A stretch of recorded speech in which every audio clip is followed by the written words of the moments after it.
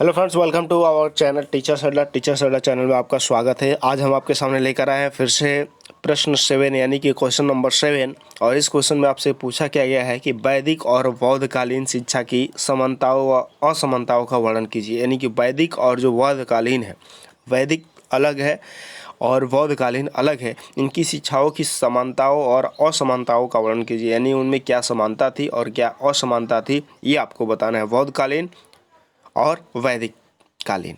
ठीक है, तो आइए उत्तर कैसे लिखेंगे हम इसके बारे में देखते हैं। उत्तर की बात करें हम तो जहाँ तक सामान्य शैक्षिक सिद्धांत या प्रयोग की बात है, वैदिक और बौद्धों में कोई अंतर नहीं था।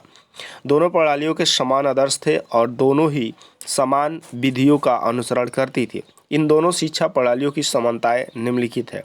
तो देखिए क्या है समानताएं।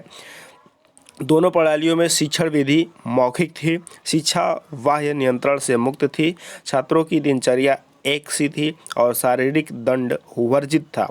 शिक्षा, भोजन तथा रहने की निःशुल्क व्यवस्था दोनों में थी। गुरु शिष्य संबंध पवित्र व स्नेहपूर्ण थे। शिक्षा आरंभ करने की उम्र व अध्ययन की अवधि निर्धारित थी और शिक्षा संबंधी संस्कारों को पर्याप्त महत्व दिया जाता था। धार्मिक और नैतिक जीवन को प्रमुखता दी जाती थी। शिक्षा जो है सादा जीवन उच्च विचार पर आधारित था। शिक्षा कैसा था? सादा जीवन उच्च विचार पर आधारित था। ठीक है, अब आइए और भी चीज़ें देखते हैं। तो 11 नंबर क्या है? छात्रों को भोजन के लिए भिक्षा मांगने जाना पड़ता था, दोनों में जाना पड़ता था, वैदिक कालीन और बौद्धकालीन दोनों में।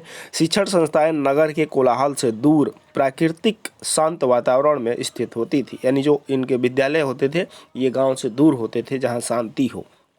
ठीक है, अब देखिए इसमें जो है अंतर क्या था। तो अंतर की बात करें हम तो बौद्धकालीन, वैदिक एवं बौद्धकालीन शिक्षा प्रणाली की असमानताओं को निम्नवत स्पष्ट किया गया है।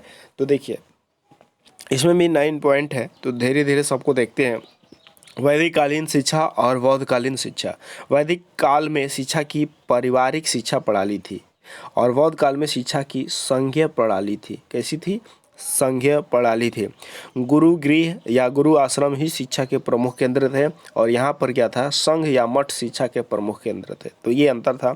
वैदिक कालीन शिक्षा प्रणाली में विद्यालय एक अध्यापकीय थे और बौद्ध काल में मठ या संघ बहुअध्यापक थे। यानी वैदिक कालीन में एक ही अध्यापक होता था, लेकिन यहाँ पर जो है मठ या संघ बहुअध्यापकीय होते थे। वैदिक काल में ब्राह्मण ही अध्यापक थे और बौद्ध काल में विद्वान ही अध्यापक होते थे। तो ये हमें सबसे बेस्ट लगता है। कोई भी यदि पढ़ा लिखा हो वो विद्वान कहलाएगा, जाति से कोई मतलब नहीं है। ठीक है, तो वैदिक काल में ब्राह्मण ही अध्यापक था। वैदिक काल में केवल ब्राह्मण अध्यापक होते थे, लेकिन बौद्ध कालीन में कोई भी विद्वान अध्यापक होता था। गुरु शिष्य संबंध पिता एवं पुत्र समान थे और यह संबंध एक स्वामित्व सिद्धांत पर आधारित थे। गुरु शिष्य संबंध पिता पुत्र के ही समान थे, परंतु ये संबंध जो है प्रजातांत्रिक सिद्धांत पर आधारित थी। शिक्षा पाने के लिए उपनयन संस्कार आवश्यक था और प्राथमिक शिक्षा के लिए प्रवर्ज्या संस्कार व उच्च शिक्षा के लिए उपसंपदा संस्कार आवश्यक था। ठीक है, ब्रह्मचारी ज्ञान प्राप्त करके अपने गृहस्थ आश्रम में प्रवेश कर सकता था और भिक्षु को आजीवन ब्रह्मचारी रहकर मठ में अध्यापन का कार्य करना होता था। संस्कृत भाषा शिक्षा का माध्यम थी और यहाँ पर पाली या देसी भाषाएं शिक्षा की माध्यम थी। इस काल में व्यावसायिक शिक्षा पर अधिक बल दिया जाता था, इसलिए भारत सोने की चिड़िया बन सका। और इस काल में व्यावसायिक शिक्षा पर अपेक्षाकृत कम बल दिया जाता था।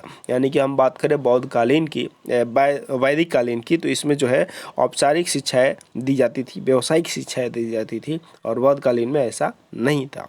तो ये थे कुछ अंतर और समानताएं जो आपको समझ में आ गया होगा। एक बार और वीडियोस को देखिए तो आपको सारी चीज़ें क्लियर हो जाएंगी। ठीक है, आप ध्यान से देखेंगे तो आपको सारी चीज़ें क्लियर हो जाएंगी। उम्मीद करते हैं आपको समझ में आ रहा होगा। समझ में आ रहा है तो वीडियो को ज़रूर लाइक करें, अपने दोस्तों के पास शेयर करें और चैनल ज़रूर सब्सक्राइब कर लें, ताकि हम इस पर नोटिफिकेशन जो है और भी कुछ चीज़ें यूनिवर्सिटी से संबंधित जो भी चीज़ें होंगी हम आपके सामने लाते रहेंगे। ठीक है, थैंक यू।